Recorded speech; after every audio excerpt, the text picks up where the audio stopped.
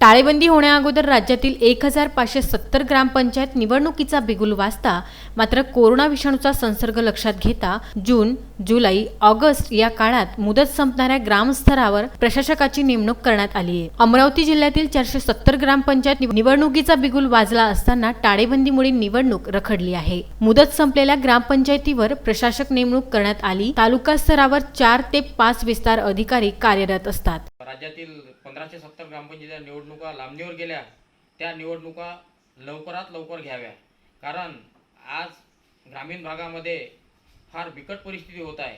कारण ज्या पंचायत समितीमध्ये प्रत्येक तालुक्यामध्ये 50 ते 60 गावे असतात, त्या 50 ते 60 गावे हे 4 ते 5 प्रशासक नेमलेले आहेत। त्या 4 ते 5 प्रशासकांना सांभाळणे फार कठीण होत आहे, कारण आज पेरणीसारखे दिवस तोंडावर आलेले आहेत। अनेक शेतकऱ्यांना कर्ज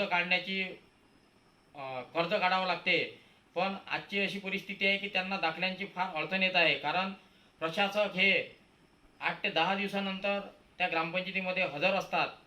त्यांच्या गैरहजेरीमुळे गावात अनेक प्रकारच्या समस्या निर्माण होत आहेत। कारण आज आपल्या देशावर कोरोनासारखे संकट आलेले आहे, ते ग्रामीण भागामध्ये येऊ नये म्हणून सरपंच त्यावर चांगल्या प्रकारे काम करत आहेत। पण त्या सरपंचांची मुदतवाढ संपल्यामुळे तेथे प्रशासक नेमले गेले। त्या प्रशासकांसमोर आज गाव कारभार करताना त्यांना फार अडचणीचा सामना करावा लागत आहे।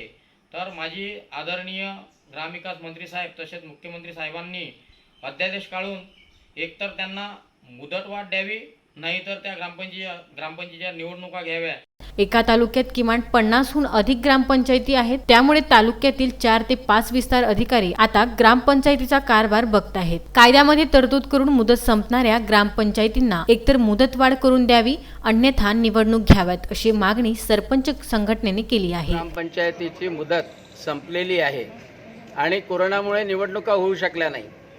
आम्ही अगोदरच मागणी केली होती की आहे त्या बॉडीला आहे त्या लोकांना मुदतवाढ द्या, ज्याप्रमाणे मध्य प्रदेशाने दिली, पण या सरकारने त्याकडे दुर्लक्ष केलं आणि आता प्रशासक नेमले।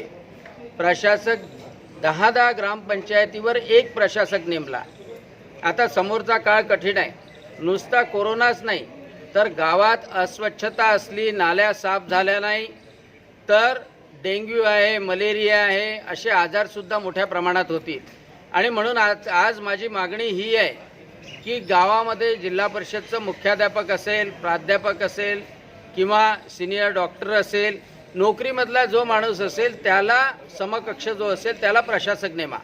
अंगणवाडी सेविका असेल सिनियर, तिला प्रशासक नेमा। प्रशासकीय मंडळ तयार करा आणि गावामधली जी व्यवस्था आहे ती सुचारू पद्धतीनं चालली पाहिजे, यासाठी असं प्रशासकीय मंडळ नेमण्यात यावं। आणि दुसरी महत्त्वाची गोष्ट की शासनाने 14 वित्त आयोगाचे कामं पूर्णतः थांबवले आहे। एवढंच नाही तर 14 वित्त आयोगाचा व्याजाचा निधी हा सुद्धा वापस घेतलेला आहे आणि त्याच्यामुळं ग्रामपंचायतीमध्ये असलेला थोडका पैसा तो सुद्धा शासनाने वापस घेतला आहे, तो सुद्धा परत करावा। गावातल्या पैशाच्या दात करून काही पोट भरणार नाही आहे। मुंबई महानगरपालिकेचा 40,000 कोटी रुपयाचा पैसा आहे, त्याच्यावरचं व्याज महाराष्ट्रासाठी वापरा, गावखेड्यातलं नका वापरू। आणि म्हणून प्रशासकीय मंडळामध्ये मुख्याध्यापक, अंगणवाडी सेविका किंवा डॉक्टर जो नोकरीमध्ये असेल त्यांना प्रशासक बनवा आणि गाव चांगलं शाबूत ठेवा, एवढी मागणी मी करतो। उत्तम ब्राह्मणवाडे, विदर्भ न्यूज, अमरावती।